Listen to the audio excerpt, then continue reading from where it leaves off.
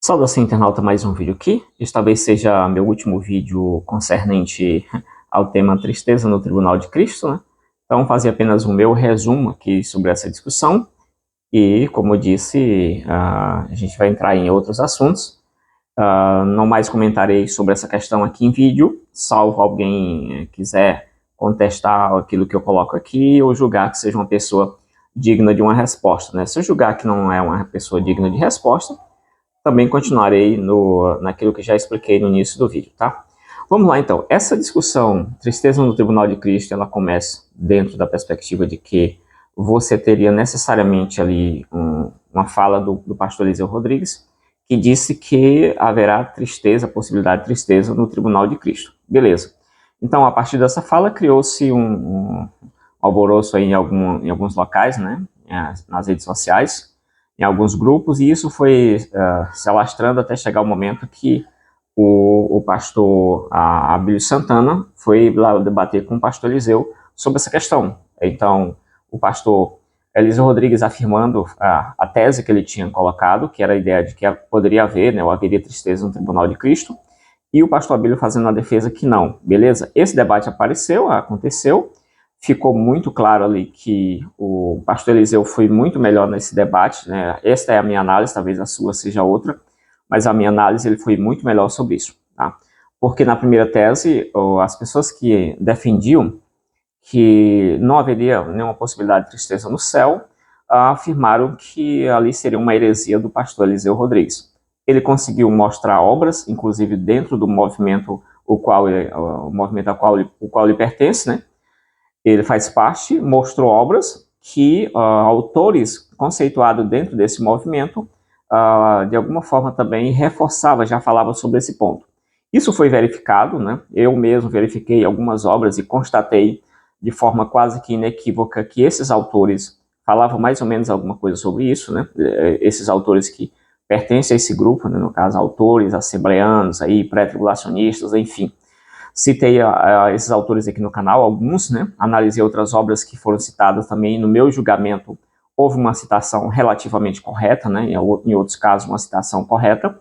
Autores como Russell Champre, fala sobre essa possibilidade de que, quando ele diz, eu vou tentar deixar para você o vídeo aqui do Russell Champre, comentário do Russell Champre sobre isso, quando ele diz que eu me sentirei envergonhado se assim... se eu não estiver nesse padrão aqui, eu me sentirei envergonhado, alguma coisa nesse sentido, né? Vou estar deixando o vídeo aqui para você. Beleza, analisei obras, né? Eu vou estar deixando os vídeos para você, passando aqui se o meu editor assim concordar, né? Fizer aí o trabalho. Beleza, passando dessa fase, o debate ele caminhou, saiu daquela parte de dizer que o Eliseu Rodrigues seria um herege, e ele foi conseguiu distribuir de forma muito interessante essa heresia por outros setores, por outros autores também dentro do movimento. Esses autores, pelo que eu entendi, eles não poderiam ser contestados, né? Eles não poderiam ser contestados por alguns que se manifestaram no início. Prova é que esses autores que o próprio Eliseu citou, eles não foram refutados, essas citações não foram refutadas por nenhum pré-tribulacionista, por nenhuma assembleia, coisa do tipo, tá? Tentou-se refutar isso aí através de outras pessoas, de outra perspectiva, inclusive teológica, tá? E aí o que acontece? Então, a primeira fase do debate foi comprovada realmente que autores do movimento ali, que fazia parte da mesma estrutura, da mesma igreja do pastor Eliseu Rodrigues, né, dentro do mesmo gueto, já fizeram afirmações anteriores a isso. Então, aqui ocorreu a seguinte questão: ou algumas pessoas não leram essas obras, ou se leram essas obras e consideraram que essas afirmações feitas por alguma dessas obras, não vou dizer que todas as obras, a citação foi perfeita, mas pelo menos as obras que eu analisei, a citação, e também outras obras que não foram citadas, mas que eu trouxe também a baila aqui no canal, tá? Então, essas obras, elas foram, ou você não leu essas obras, não conhecia essas obras, esse ponto da discussão, o que eu acho difícil, ou então você não achou interessante refutar por alguma questão, porque não poderia mexer nessas pessoas aí, que são pessoas importantes aí dentro do gueto, tá? Então, essa primeira fase de que o pastor Eliseu Rodrigues estaria sozinho na discussão, ela foi vencida. Na minha análise, ela foi totalmente vencida, porque apareceram obras publicadas, independentemente se essas obras são absurdamente exegéticas, se são corretas, mas as obras apareceram e foram mostradas aí. Então, essa fase, ela passou. Depois caminhamos para outra fase, que foi a fase em que entraram aí no debate alguns pós-tribulacionistas também, algumas pessoas de outra percepção que não necessariamente debateram na perspectiva do Tribunal de Cristo se realmente haveria tristeza no Tribunal de Cristo, naquela perspectiva do que o pré-tribulacionismo coloca, enfim, né, alguns pré-tribulacionistas. Beleza, então nessa fase ficou constatado que inicialmente dizia que só Eliseu ele tinha desenvolvido essa tese, né, que é uma tese herética. Depois foi verificado inequivocamente, inclusive por pós-tribulacionista, que uma minoria de autores defendia essa tese, né, isso nas palavras, na própria análise feita por alguns autores, alguns estudiosos, alguns professores que debateram o assunto. Esses próprios professores citaram obras que citavam exatamente aquilo que o pastor Eliseu colocou. Então, essa parte foi vencida. E depois dessa fase aí, que a gente resolveu também essa outra fase, as obras apareceram, elas foram chegando devagarzinho, mas apareceram, e foi afirmado de forma categórica que, repito, a maioria dos pré-tribulacionistas não concordavam com essa tese da tristeza no céu, tá? Porém, não foi mostrado, apresentado essa maioria dos pré-tribulacionistas, mas essa é uma tese que eu concordaria com ela tranquilo, porque acho que essa pode ser a perspectiva entre os pré-tribulacionistas. Eu coloquei no canal um vídeo aqui, onde eu apresentava ali 110 pré-tribulacionistas, e então você deveria olhar cada um deles para ver o que cada um diz. Aqui você deveria fazer para ser honesto, você deveria fazer uma certa divisão, que é ver quais são os pré-tribulacionistas que falaram, né, desse assunto, realmente dizendo haverá tristeza. Outro grupo que disse assim, não haverá tristeza, né, de forma categórica, e outro grupo, um terceiro grupo, que não falou sobre aquilo. Então, o grupo que não entrou nessa discussão, ele deve ser descartado nesse sentido, e ficaria apenas o grupo, o que falou que haverá, e o que rebateu que não haverá tristeza, ou não haveria tristeza do Tribunal de Cristo, tá? Então, passando-se dessa parte da fase aí, a gente foi para outros debates, que esses debates, eles se ampliaram aí para outros ramos, para outros professores, enfim, né? E principalmente na área do grego, né? E muita gente aí deu palpite sobre isso. Foi uma das pessoas que talvez gravou mais vídeos sobre essa temática, né? E aí esse, como eu disse, é o meu último vídeo sobre essa temática, apenas um resumo. E aí você passou para outra fase, que é essa tese que já está constatado inequivocamente que alguns autores pré-tribulacionistas de renome eles citaram, afirmaram isso aqui. Essa tese se sustenta do ponto de vista da exegese, da análise do grego, tá? Então, para ser honesto com a discussão, eu diria o seguinte, tá? A análise exegética apresentada até então, ela não foi suficiente para resolver categoricamente toda a discussão, nem se haveria de fato tristeza no céu, que é uma tese que eu defendo, no sentido de que haverá possibilidade de haver tristeza no céu, e nem a exegese ela foi capaz de mostrar de forma irrefutável que não haveria tristeza no céu. Então, o que foi apresentado até agora não foi suficientemente capaz de mostrar que haveria ou não haveria tristeza no Tribunal de Cristo. Essa é a minha opinião. Por quê? Quando você pega, por exemplo, comentários exegéticos do Novo Testamento em cima de 1 Coríntios, você vai ver autores que eles não vão afirmar categoricamente que haverá tristeza. Dos que eu consultei, não vi nenhum autor colocar que haveria tristeza no céu. Também não vi autor colocar que não haveria tristeza no céu. Então, esses autores que eu consultei, alguns que eu postei aqui no canal também, esses autores, eu deixaria de lado os que eu terminei citando aqui, né? Enfim, o que acontece? Porém, quando você olha esses comentários exegéticos, né, que foram apresentados aí por alguns, que eu apresentei alguns aqui também, pelo menos 2, 3, 4, enfim, a gente observa que esses autores mesmo não dizendo que haverá tristeza no tribunal, poderá haver tristeza no tribunal, porém, quando eles pegam a parte do versículo 15, ali do capítulo 3 de 1 Coríntios, onde você tem ali o eitínos, né, ali, aquela parte, se a obra de alguém, acho que é lá, eitínos, toergon, alguma coisa assim, né, tá?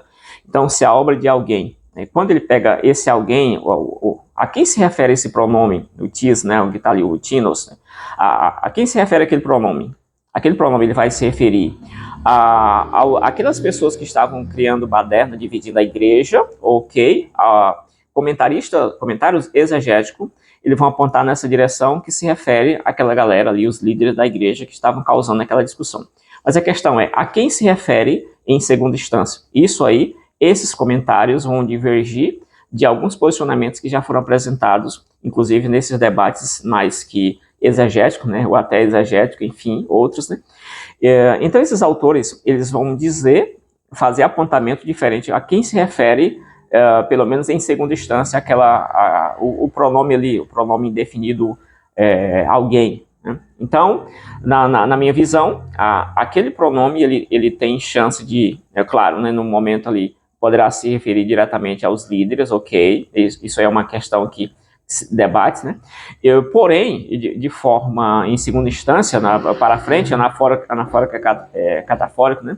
O anafórico e o catafórico, a ideia de para frente e para trás, ele vai se referir àqueles, né? Ali, alguma coisa para trás e alguma coisa para frente. Esse para frente que esses comentários exegéticos, eles vão exatamente entrar em divergência a quem se refere aquilo ali, tá?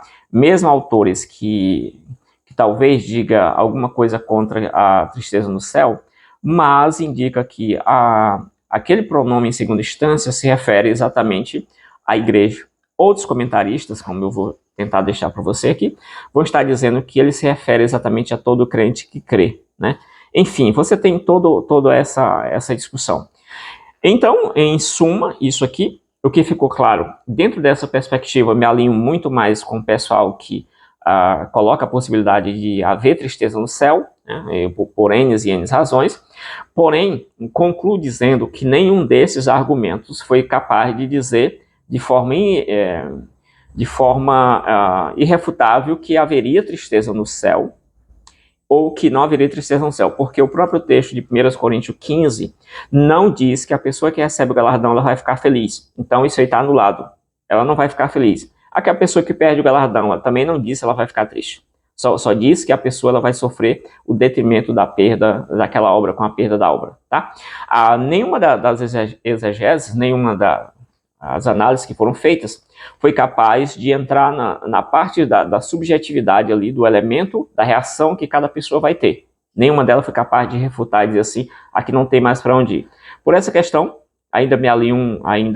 continuo me alinhando com a galera que fala que é possível haver, de alguma forma, algum tipo de sentimento ruim, né, ali dentro do Tribunal de Cristo, como alguns autores aí, o último vídeo que eu postei sobre isso, disse que ali você poderia ter não vergonha, né, não tristeza, mas vergonha. Ele fala, com certeza haverá vergonha ali, né, e é um autor aí do gueto, né, do movimento, um autor pré-tribulacionista, enfim. Ele fala de um autor muito conceituado dentro do movimento.